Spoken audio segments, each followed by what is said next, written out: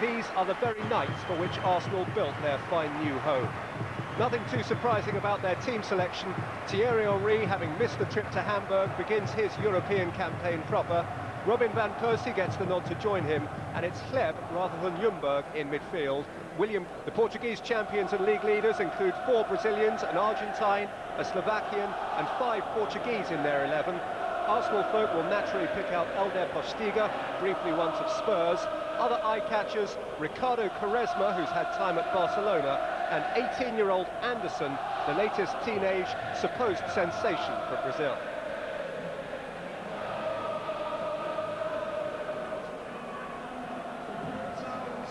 The Emirates Stadium, match 5, still no major hitch, and tonight the prospect for Arsenal of points which would...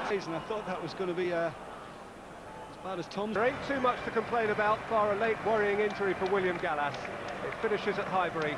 Arsenal 2, FC Porto 0. Kept it playing, come in! By Toure! Right up. That's a quality ball in for Henry! Team, you can see it, is getting better and better by the game. Yeah, stronger and stronger, you know. You feel that we can make the difference when it's needed. We can keep the ball, we are sharp on our movement, we looked always dangerous. And overall, I feel the team is a lot of potential and is getting stronger in every game. I think we played like we needed to play at home. It's really important to start well Champions League at home. We had a couple of chances to put ourselves forward, ahead in the game, and we didn't do it, but overall I think we passed the ball well around the box and we scored at the crucial time all the time. Your captain did it again. Well, you know, he proves at the moment you can score headers. That's something we discover, so you always learn something about your players. Your goal, I had to notice that as soon as it went in, you ran straight over to Emmanuel Boué to congratulate him, because it was such a great cross, wasn't it? Well, I did the same against Sheffield United at the weekend, exactly the same goal. I was giving some stick to Manu because he never crosses the ball, or when he does, he usually goes behind the goal, but now he's been working really hard and to try to put those balls in the box. And there we go, I'm scoring with my head. What's the news on William Gallas? That looked quite serious. It looked serious, and at the moment we are more reassurance because it looks not too bad, and we hope that it looks like it's a hamstring strain that would put him out for 3 weeks, but we have to wait until tomorrow morning. Looking good for the Gunners. Played 2 and 1-2. CSKA and Moscow are looming. Hamburg, no wins in 10, look right out of it. Clive, that Emirates Stadium starting to feel a bit more like home now for the Gunners. Yes, I thought it was an outstanding performance by Arsenal tonight. I think all their European experience come to the fore.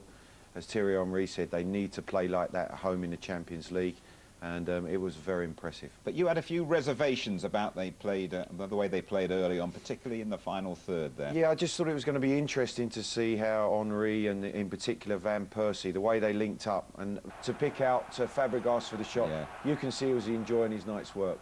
Technically, how does he do that one?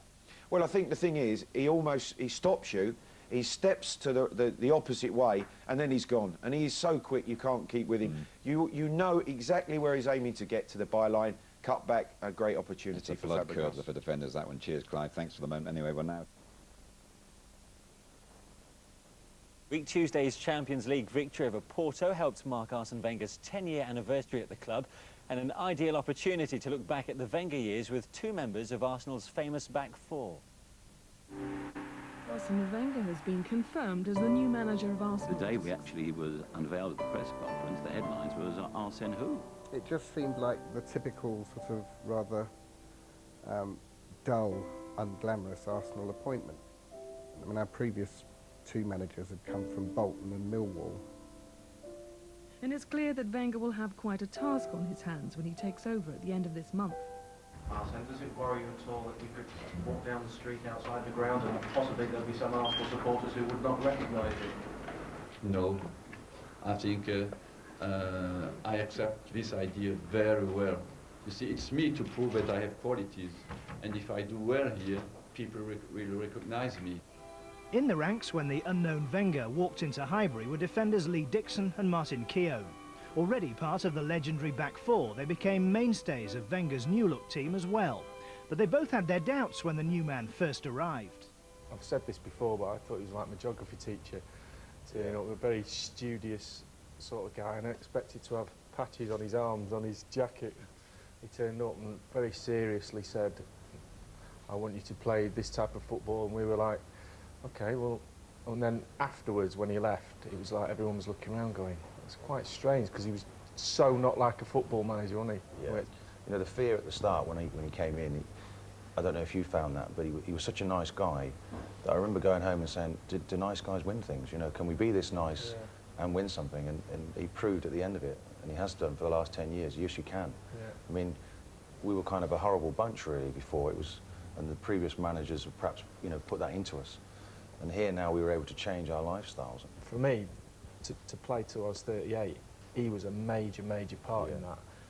Managing my injuries and my body and telling me, no, you're not training today. Well, that's good management, just identifying what players need and what they don't need. At that time, you had to convince first that you can survive in English football and that you can be positive and bring something to your team. My task was even a little bit harder because nobody knew me here. I have not changed a lot apart from physically, but my desire is exactly the same, is just to win the next game. Basically, our happiness is linked with how many games do you win. Because every time you win a game, you go home and you're happy. When he signed Vieira, Petit, Anelka, Grimmondi, people forget about Grimmondi, what a brilliant signing he was. Building everywhere. I remember, you know, we were at the hotel drinking tea and the French lads were all in the gym doing weights and training, and I looked in and I thought, these boys are serious, you know, they've come here to win things, and we had to match that. Remember our first Christmas party when all the French lads came and signed? We had a party in London in the restaurant, and they all turned up, and Patrick had his car keys in his hand, and I said, have you got your car keys with you? And he went, yeah, I drove. And I said, you drove to the Christmas party? And he goes, I have half a glass of wine, and then I will go home. I'll stay late, but I won't drink. And we were like, do you know what? These boys are tuned in, and it just showed, you know, it passed on to us because we sort of took on a lot of their attributes towards the end as well, didn't we? Do you remember that time he came in? I think we were losing at home, and he didn't say anything for 14 minutes. And then he drew 2 bits of chalk on the board and a line and went, we start to play second half. Come on, clapped, and walked out. And we all went. We went out in the second half and won 3-1. Came in after the game and he went, I told you. And we all went, how did he do that? Yeah. Whenever he decided that Lee Dixon wasn't quite ready for Saturday, or he needed a rest, or for whatever reason I wasn't going to play, I always knew, even before he'd sort of let on to anybody else, because he had this, he was so nice, he didn't really want to tell you, and he had that way about him that he would avert he would avert his gaze from you during training, and because he was embarrassed, you know, and that for me sums him up. You know, he's such a nice guy, but he has to make huge decisions that impact on people's lives. Even us at 30, my game went on to another level because he saw things there that maybe other people hadn't seen. That's true. And you know, things I hadn't seen, and he just made you believe so strongly in yourself that he took your game to another level. All of us that have come into contact with him, and everybody at Arsenal are very fortunate to have met him in our lifetime. Well, his legacy will be the brand of football that he played. Will there be a statue going up there one day? I think they're already starting to build it. Well, let's start with you, Les, because you obviously heard too much from Lee just then. There's been a great sense of admiration for Arsene Wenger and what he's achieved at Arsenal, even from those players and fans who perhaps have got allegiances on the other side of North London. Well, I've certainly got an allegiance on the other side of North London, but I think, you know, you look at what he's done at Arsenal, he's done a phenomenal job, but when he came into Arsenal, I think he didn't just help Arsenal. I mean, he took Arsenal on to another level, but I think lots of other clubs started to follow suit of the things that he was doing. And lots of players will look to that and say that prolonged their career. Some of the things that they took from Arsenal, in effect, the way he organised their diets and then all that came into football. You know, I think Bolton now one of the the teams that have really progressed onto that, but he was the one that brought it all into the Were you ever Premiership. tempted to play under Arsene Wenger? It was amazing. No, I had an opportunity on 2 or 3 occasions to sign for Arsenal when George Graham was the manager. Right. But he wanted me to take a pay cut to go to the So that wasn't going to happen Arsenal, then? so it wasn't going to happen. Yeah, sure. What about you? You must have played against Arsenal managed by Wenger, and would you have loved to have played under a manager like that? Yes, certainly. I mean, he obviously was different, unique in his way. You know, you started to see less of the managers that were sort of up and about and sort of abusing and saying, hey, you shifted, and it was sort of, you know, step back and he sort of put his points across in the dressing room. And, you know, I think in the 5 years of his management, he sort of achieved what Ferguson had taken probably 10 years. And I just certainly had a great respect for him. I just thought, what an amazing manager. Brilliant. Lee, how much further can he take Arsenal? What else is there left for him to achieve? Well, he's visionary. He's done the training ground. He's done the stadium. He's done 2 teams. He's now on his 3rd team. I think this team excites him because he sees it going on and being dominant in Europe, which is the key really now to Arsene Wenger. Yeah. Well, Arsenal are away to Charlton this afternoon. Steve Wilson is at the Valley for us. Good afternoon, Steve. Hello, Manish. I mentioned a little earlier the celebratory mood with the Gunners and the Gunners fans. Is there such a thing around the Valley at the moment? Well, there certainly is amongst the Arsenal contingent. David Dein this week has been calling Arsene Wenger his miracle maker, which says it all. Fascinating to hear from former Arsenal players Martin Keown and Lee Dixon, who knows exactly the changes that Arsene Wenger has made better than anybody. The training ground, the stadium, the input which Arsene Wenger had in the design of the dressing rooms in the new stadium. He had a pillar moved, a hydrotherapy bath put in at his insistence and great expense. It's a legacy which Arsene Wenger is leaving Arsenal, and that is why David Dein has been saying that he has a job for life. When he decides he doesn't want to take the first team, then he'll be offered a place on the board, and that legacy will continue. I should think.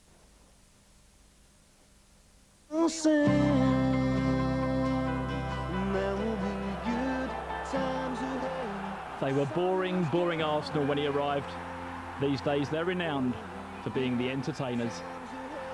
So just hold on, 'cause there will be good times ahead. This life is long. They'd already won the Premiership when they beat Leicester on the last day of the season in 2004, but that result meant they'd remained unbeaten for the entire season.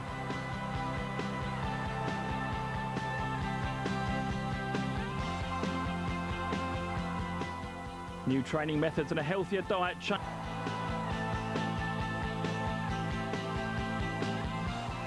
He unearths so many raw gems and turns them into polished performers. We almost expect it of him these days.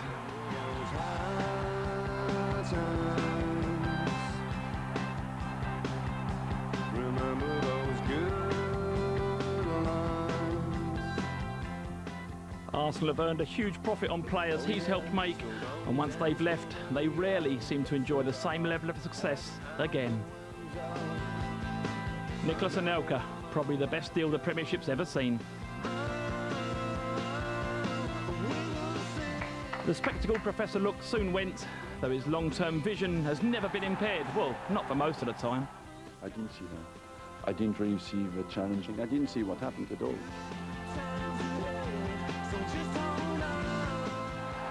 3 Premiership titles and 4 times FA Cup winners says it all.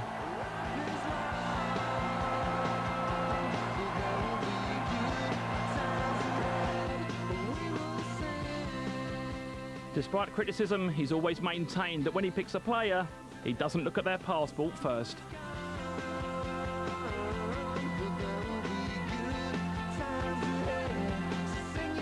He's ruffled some feathers, but deep down you know there's a huge mutual respect for men at the very top of their profession.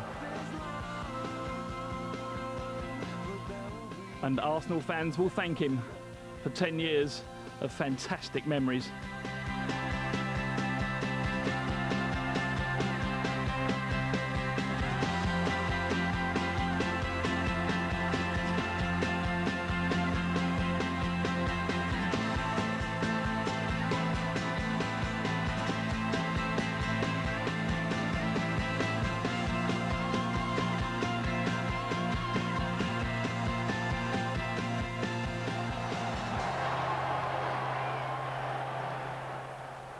Dazzling decade of Arsene Wenger. Charlie Nicholas, Arsenal have had some fantastic managers over the years, haven't they? Obviously going back to Herbert Chapman and George Graham. Is Arsene Wenger right at the top of the tree, or does he still have a little more to do? Nah, I think he's quite a distance in front, if I'm being fair. I played under George Graham. He's a fantastic coach, did well with trophies-wise. But Arsenal's always had that reputation, that boring reputation, that defence comes first. Not really interested, other than trying to be in the deep end, trying to win trophies. Jeff, he's educated us. He's came to this country with no reputation whatsoever. We've had greats, you know, we've had the Shankleys, we've had the Jock Steens, we've Brian Cloughs.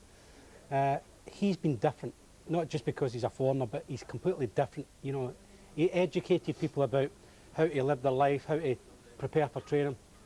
Every day of the week, we just enjoyed training. But he started making it enjoyable, but prepping, getting ready for the big event, which was the game. And so he's educated us, but he's a genius. He's a true genius. And to come and have to put his reputation on the line, which wasn't a big one, but put the reputation of him, the person, on the line, and change this football club into, you know, a team that can go to Portsmouth and even in Europe and be applauded by the opposition fans. It's wonderful, wonderful football to watch. It's the ultimate football to watch. It doesn't guarantee you trophies, but nothing does. But I think he's a true genius. Peter, how do other managers in the game view Arsene Wenger? Because, you know, he's not a party animal. He doesn't go out and socialise with them. I mean, do they admire what he's achieved and such like, or are they slightly envious? No, I don't think envious. I mean, I played against a couple of my sides playing against him, and I had a couple of run-ins with him. But I think he's got used to the English way. You know, I think foreign coaches. What's new about that? Really? Me having a run-in, yeah. Only one of 20. He doesn't swear as much as me, I've got to say that. But I think what Charlie, he does it right. They play football fantastic. You know, you pay to go and watch him. They play lovely football. If they have one slight criticism about his sides, it's the dead balls and crosses. That's one slight criticism, but fantastic to watch. His transfer policy is brilliant, absolutely brilliant. He unearths players from everywhere. I mean, Fabregas, he wasn't even shown there. Anelka's made money on, Vieira's made money on, but the boy Fabregas, where he's got him from, he's only 19. I mean, I just love watching him. The man, Charlie's hit the nail on the head. He's a genius, and I think he's got used to the English managers now. And I've got to say, I've had my rooks with him, but I've had a glass of red with him as well. So he's all right for me. Is it too much, Phil, to crediting him, you know, almost single-handedly, with changing the face of the game in this country to a degree? Possibly, yeah. When you see what he did for Arsenal, because it was right from when he came in, the boring tag was there, and some of it, like we've just been talking about Bolton, was not really fair to label on Arsenal. They were a good team. And because they kept clean sheets, they had the tag. But I'll tell you what, when he came, and it didn't happen overnight, it took a little bit to get in there, and it was an evolution. But it's just been absolutely sensational. Yes, if I had to say, they are the best team to watch, and they have been for many, many years now. And it is just down to the one man. He changed all that. And, you know, I don't think any Arsenal fan would ever wish it any different. You know, you look at the players who he helped their careers, prolong their careers, your Tony Adams, even Merson and all that for a while. Just absolutely sensational. Looked and looks for athletes. When he's seen a major thing when he got Patrick Vieira and Petit at centre midfield, he was just absolutely, he knew what the team needed at the time. And of course, he brought Thierry Henry here and converted him into a centre forward, you know, and has produced one of the best players in the world. Yeah, phenomenal to spot that kind of talent. Amazing vision, hasn't he? He has indeed. No, and Thierry Henry actually scored his first ever Premiership goal down at the Dell, and so I was a close witness. You were marking him. So you weren't that close a witness. He outpaced me. Just. But no, that kind of thing is what he's been renowned for down the years, picking these players, picking them up for minimal amounts, and just turning them into fantastic world-class players. But I think we will look back in years to come and say he's a guy that dramatically changed the face of English football and the way that players prepare for games. The scientific approach that he's brought in, I think a lot of managers are now copying him. And I think the English Premier League will have a lot to thank him for in years to come. I mean, Ian Dowie said this week, you know, his opposition manager said this week, he said, I now monitor the food my players eat on a Friday, it's no good if they've had 2 vindaloos and a kebab. So you'd be right out of the running these days, wouldn't you? It's no good just monitoring on a Friday. I've been eating McDonald's all week. It's no good, is it? Jeff, it was amazing because other people did try and change things, you know, and they tried to change the diet, but a lot of people tried to do it suddenly. And Arsene came in and he didn't mind taking all the criticism. And I can bet you, Charlie might know it, he might have heard whispers coming out of Arsenal, is that everybody was all sort of chipping away in the background. Maybe some of the English lads. They were embarrassed. They were slightly embarrassed, yeah, Tom. That's what I'm because saying. They were having these vitamins and they were thinking, what's all this about? How's that going to make my game any different? Is that going to make Tony Adams a better passer of the ball from the back? And they were starting to think, there was ridicule. This is where the professor came into it and all this, and so he had to deal with all that. He didn't mind taking all that criticism and all because he knew where he was going, where his team was going. And some of the players, they were yeah, training less. They actually were training less than what they were doing previously. It was all about stretching, but never trained any longer. Because everybody had this feeling that he was going to come in and say, right, in the morning you're in for 2 hours, and then in the afternoon, you might even be in at night. And suddenly it was even shorter sessions they were getting. And everything's timed with these guys who's coming in. Gerrard was the same, Gerrard Houllier. Everything, 6 minutes doing this. Right, we're going to have a game now, and it's 8 minutes. 8 minutes? Why 8 minutes? 8 minutes, that's all, and you've finished. Why and the lads are like that champion at the bit. He wanted to get them to a crescendo and then finish. And he wanted them wanting more. And that was the way, and you're thinking, oh, but the lads were like that. It was astonishing, incredible. And it worked. I think he's the first manager to do it. I think I mean, if you speak to some of the Manchester United players, Cantona was, you know, whatever you say, he was a great pro. He got himself right, prepared for games. Zola at Chelsea, you hear some of the Chelsea players talking about Zola's preparation, but certainly Arsene Wenger's been the first manager to bring it in, without a doubt. Fascinating thing what might have happened if he hadn't had relatively early success, you know. Yeah, and very true. Arsenal had lost patience, you know. Could say the same of Alex Ferguson, couldn't we? You know, he got a good length of time, Alex. The thing that was surprising, I mean, David Dean deserves a lot of credit in finding Arsene, there's no doubt about that. And Arsenal board to suddenly say to David Dean, David, why are you putting so much faith in an unknown? You know, he really did put his neck in the line. He had success at Monaco, didn't he, and Japan? He did, he was very well respected as a coach. But he was basically unknown in his club, without a doubt. you know? Everybody wondered whether they could handle a big club. I mean, Glenn Hoddle talked.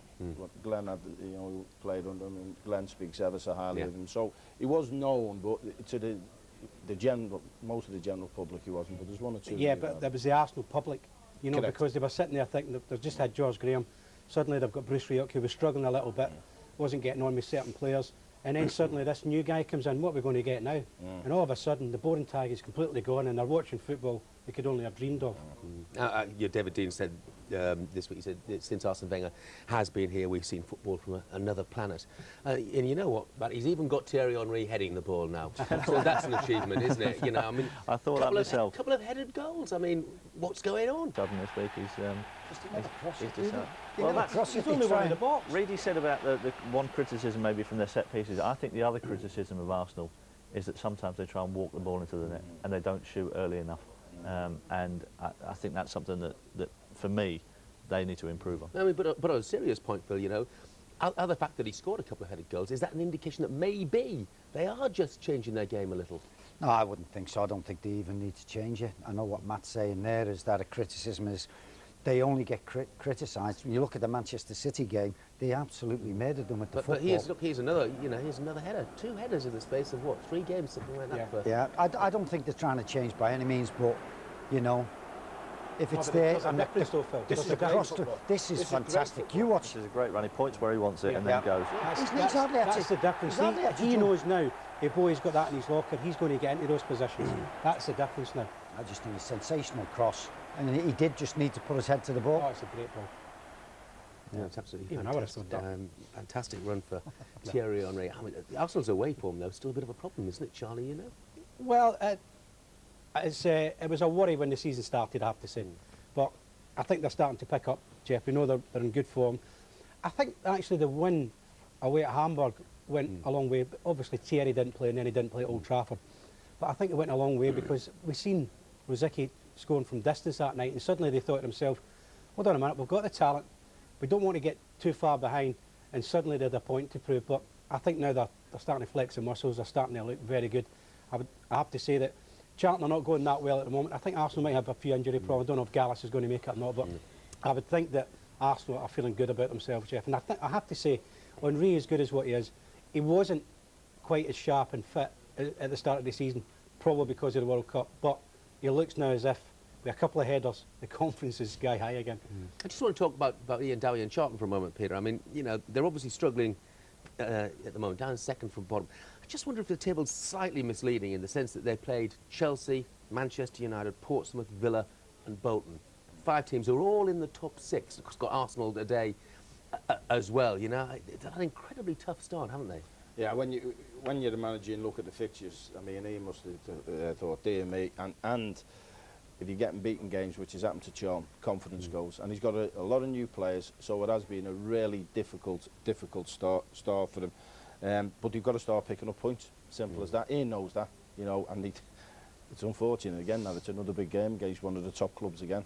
I mean, I've got to say, I don't fancy Charlton today. I think I fancy Arsenal to beat it. Ian's still talking in very bullish terms, you know, though, Phil. I mean, Dave's been saying, you know, just because we've had a struggling start, we mustn't aim low. We could still get to Europe this season. I think he's got to do it, talking before about what you put in your players' minds with Rafa Benitez, and we're talking about the Bolton way, how they play. And I think this is exactly the same. If Ian starts putting the frighteners on his team, we're playing Arsenal, and you know we've got to be careful. You know, as with Neil Warnock last week, he was trying to say, how many we're going to be beaten by. Players are like that, so they take it and they go out there. Well, if we do get beat 3-4 or whatever, well, it's all right because the boss has said that. They have to be positive. The manager is certainly the one who leads the way, and Ian is doing the right thing and it has been difficult. Certainly been difficult for him, but I think he's got hope in his team, and when the fixtures start getting a little bit easier, they're the ones that he'll look to pick up. Okay. Will he pick up anything today? You can have first go then, Phil. Charlton, Arsenal. No. What away win? Okay, Matt. Away win. Peter. Arsenal, yeah. Arsenal. Charlie. Full house. Yeah, full house for Arsenal at Charlton. Doesn't get any easier, does it, for Charlton with a terribly difficult start to the season.